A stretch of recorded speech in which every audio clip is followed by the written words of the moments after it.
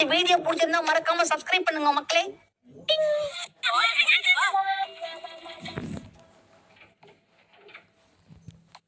அம்மா அம்மா அம்மா அம்மா அம்மா அக்கா அக்கா அக்கா எங்க புள்ளிங்க எல்லாம் பயங்கரம்.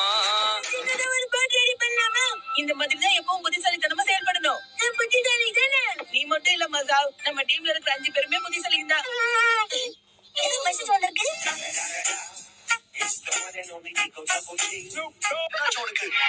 வாழ்க்கையோட கடைசி 3 மாசத்தை வாழ்ந்துட்டு இருக்கேன்.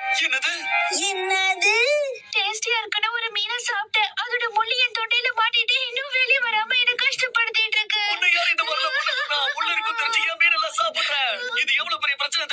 இப்போ நான் என்ன பண்றது?